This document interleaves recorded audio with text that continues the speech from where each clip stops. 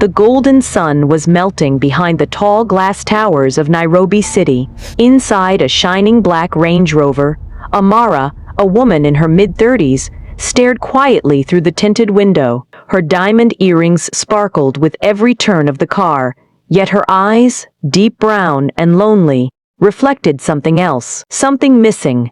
Her assistant, seated in front, kept talking about her next meeting, the business deals, the awards her company had just won. But Amara wasn't listening. Her mind had drifted far, to a time when life wasn't wrapped in gold. Back then, she wasn't CEO Amara Cade, Africa's most admired fashion magnate. She was just a poor girl from Kibera, laughing barefoot under the rain, holding hands with Jamal, the only man who truly loved her when she had nothing. But time had changed everything. Amara's mother had fallen sick, bills had piled up, and Jamal, despite all his love, couldn't help much. He was a simple mechanic. One day, when opportunity came, an internship abroad, Amara left. She promised Jamal she'd return, that their love would never die. She never did. 15 years later, her car stopped at a red light downtown. Crowds crossed the road. Vendors shouted, and that's when Amara's heart froze. Near the pavement, among the dusty street beggars and broken souls, stood a man, thin, rugged, holding a cardboard sign. For a second, she couldn't breathe. That face, those eyes, it was Jamal. He looked older, unshaven, tired, but it was him. Her, Jamal. A rush of emotion hit her chest. Guilt, disbelief, shame, nostalgia, all at once. She blinked rapidly, trying to believe it wasn't real. But it was. "Ma'am, we're moving," said her driver. "No, stop here," she whispered. The car pulled aside. Amara slowly opened the door, stepped out into the noise, the dust, the eyes of people who could never imagine the billionaire woman standing there had once belonged to this world. Jamal was turning away when she spoke. "Jamal?"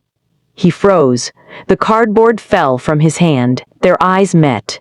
For a long second, the world around them disappeared. Then his face changed, surprise into bitterness. "Amara?" he said, his voice hoarse. She nodded, tears swelling. "I can't believe it's really you." He looked away. "Neither can I."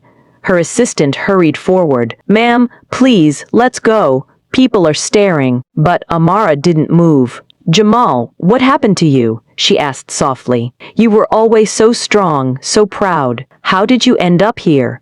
He laughed, bitter and hollow. "How? Life happened, Amara. You wouldn't know." Her eyes filled with tears. "I want to help you. Please, come with me. Let me fix this." He looked at her, really looked at her. The expensive perfume, the pearls, the polished shoes. "You can't fix the past," he said coldly. "You broke it." Before she could speak again, he turned away, walked into the shadows of the street. Amara stood there, the city lights flashing across her wet eyes. As memories flooded back like that night, Amara couldn't sleep. She lay on her silk bed, surrounded by luxury, but inside, her heart was burning with guilt. The face of Jamal haunted her every time she closed her eyes. She could still hear his voice, broken and bitter. "You can't fix the past." But Amara had made up her mind. She would fix it, no matter what it took. The next morning, she ordered her security team to find the man she had met on the street. They searched the area, asked the vendors, even checked shelters. After hours, her driver returned. "Ma'am, we found him," he said. "He works at a small garage outside the city. Lives in a tiny room behind it." Amara's heart thudded. She didn't wait. She grabbed her coat and left. The garage was old, half-broken, smelling of oil and dust, and there he was. Jamal, fixing an engine, his hands dirty, his clothes torn. When he saw the black Range Rover stop outside, his face tightened. "Amara," he muttered, "why are you here?" She stepped out gracefully, her heels clicking on the concrete floor. "I told you, I want to help." He wiped his hands with a rag, not looking at her. "You shouldn't have come here." "I had to," she said softly. "You saved me once, Jamal. You believed in me when no one else did. Please, let me do the same for you." He gave a half laugh. Saved you? You left me. Her eyes shimmered with tears. I know. I was scared, Jamal. Poor, desperate. I thought success would fill the emptiness. But it didn't. He's silent. The sound of rain began to fall outside, tapping gently on the metal roof. Amara reached into her bag and handed him an envelope. This is not pity, she said. It's a start, a job offer in my company. You're still one of the smartest people I've known. I need someone I can trust. Jamal hesitated. He looked at the envelope, then at her eyes. The same eyes that once held his dreams. Finally, he took it. Fine, he said quietly. But don't expect anything more than work between us. A faint smile crossed her lips. That's all I ask. 2 weeks later, Jamal walked into Cade Luxe, Amara's global fashion empire. Everyone stared, the man in a plain shirt among suits and luxury. But Amara introduced him proudly. This is our new project manager. Treat him with respect. Rumors spread like wildfire. Who is he? Why does the boss care so much about that man? Amara ignored them.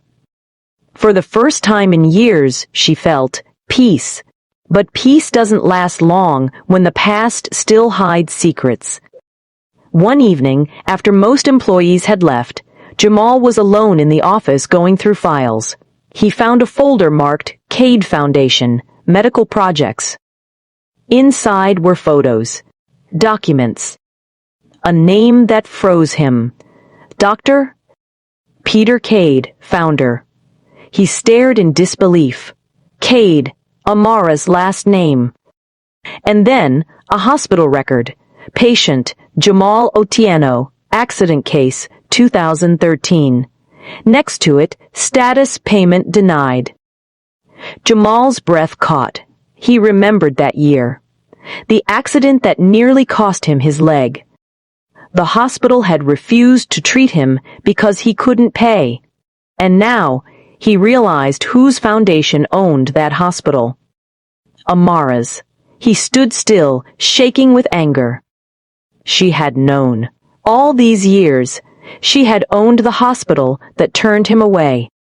The love he thought was lost was betrayal in disguise.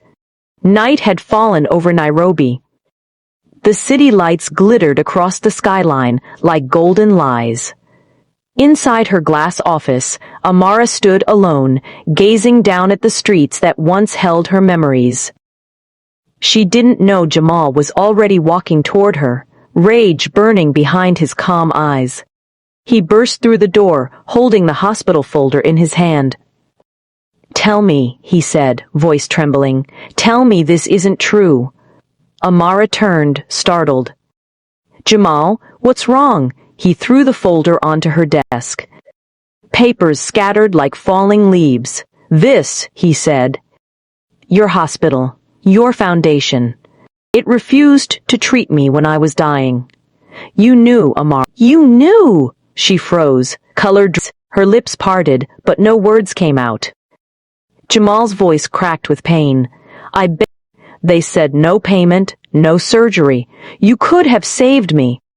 You had everything. Amara stepped closer, shaking. I didn't know, Jamal. I swear on my mother's grave, I didn't know. That hospital, it was under Peter's name. He frowned. Peter? She nodded, tears filling her eyes. My husband. Dr. Peter Cade. He founded the charity in my name, but he ran it. I trusted him completely. Jamal's jaw tightened. So you're saying it was him? Yes, she whispered. And that's not all. She walked to her desk, opened a drawer, and pulled out a file she'd been hiding for months. I found these last week, she said, handing it to him. Invoices, fake contracts, missing funds. Peter's been stealing from the foundation for years. When I confronted him, he said if I told anyone, he'd destroy me.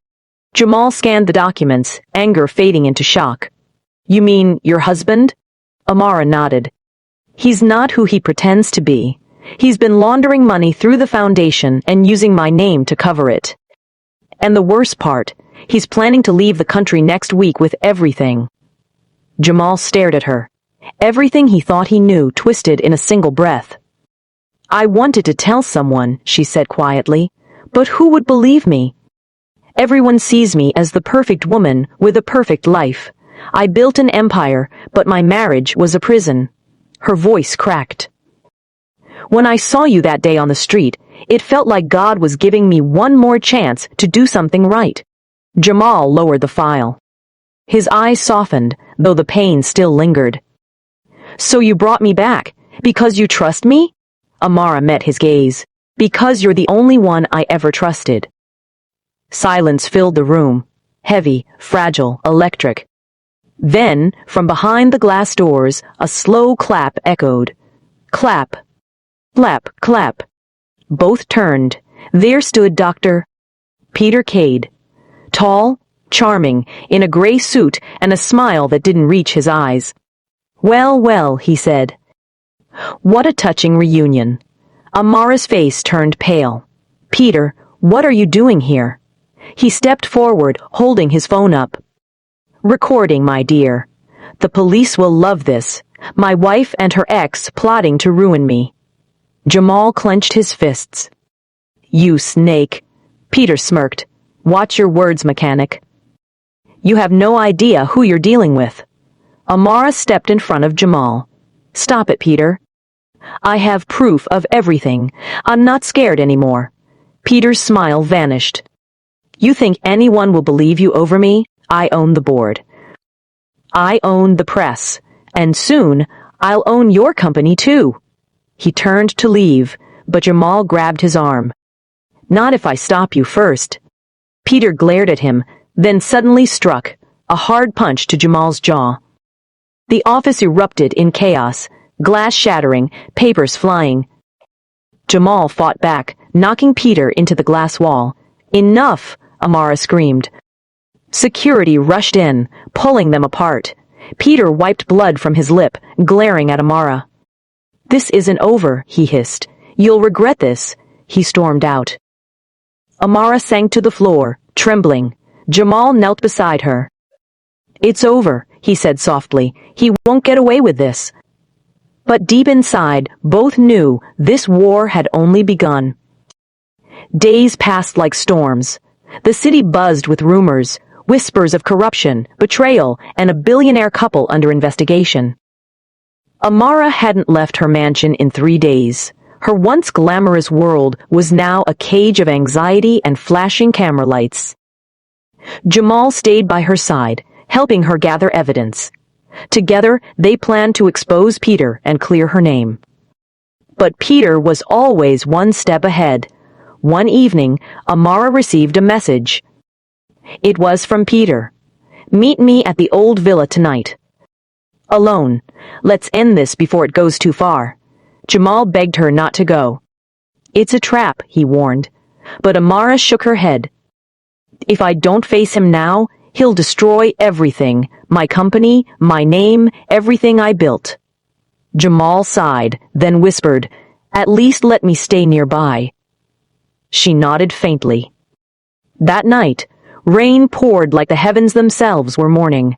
Amara arrived at the old villa, the same place she and Peter once called their honeymoon home. The lights were dim. The air smelled of dust and danger. Peter, she called softly. No answer. Then, a shadow moved behind her. Peter stepped into the light, his face calm, almost gentle. I never wanted it to end like this, Amara, he said. Then stop, she pleaded. Turn yourself in. We can fix this before it's too late. He smiled sadly. You still don't understand. There is no fixing it. I built this empire on lies, and you built yours on leaving the people who loved you. She froze. What are you talking about?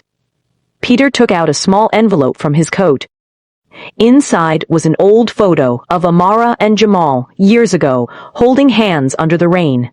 I found this the day I met you, he said. I knew about him from the beginning, and I made sure he never came back into your life. Amara's eyes widened. What did you do? Peter's voice turned cold. That accidents that crippled him for years. It wasn't fate, Amara. It was me, she gasped. You ruined his life? I saved yours, he hissed. You would have stayed poor with him. I gave you the world. Amara's tears turned to fury. You gave me a nightmare. At that moment, the door burst open. Jamal appeared, drenched from the rain, holding his phone, recording everything. Got every word, he said. Peter's face turned pale. You. Before he could finish, he lunged forward, trying to snatch the phone. A struggle broke out. Shouts, the sound of furniture crashing, thunder roaring outside. Amara screamed, Jamal, stop! Then, a single gunshot. The world went silent. Peter stood frozen, the gun trembling in his hand. Jamal collapsed to the floor, blood spreading across his shirt. Amara fell to her knees, screaming his name. Jamal. No, please! Peter dropped the gun, staring at what he'd done. I didn't mean. Amara looked up at him, eyes blazing with grief and hatred. You took everything from me twice. She grabbed the gun with shaking hands. Now I'll take back what you destroyed. Sirens wailed outside. The police stormed in. And in that chaos, Peter raised his hands. But Amara didn't shoot. She looked down at Jamal's lifeless body and whispered, No revenge will bring him back. She dropped the gun, tears streaming down her face. A year passed. The world had changed. Peter Cade was sentenced to life in prison. The Cade Foundation was rebuilt under a new name, the Jamal Trust, helping poor families across Africa. Amara stood at the ribbon-cutting ceremony, dressed in white, her face calm yet marked by pain. A journalist asked softly, Ms. Amara, what made you start this foundation? She smiled faintly. Because once, I forgot what love truly means. Now I'll never forget again. The crowd applauded. But as she turned away, a single tear fell, one that carried both heartbreak and peace. Sometimes life gives us gold, but takes away the soul. Amara learned that true wealth isn't in diamonds or cars. It's in hearts we keep, not the ones we break. Because betrayal may end love, but guilt keeps it alive forever. Sometimes life gives you gold, but takes away your heart. Amara won the world, yet lost her love. If this story touched your heart, please subscribe to African Tales for more stories of love, betrayal, and fate that will leave you breathless. Hit that subscribe button, and we'll meet again in the next story where love and betrayal face each other once more.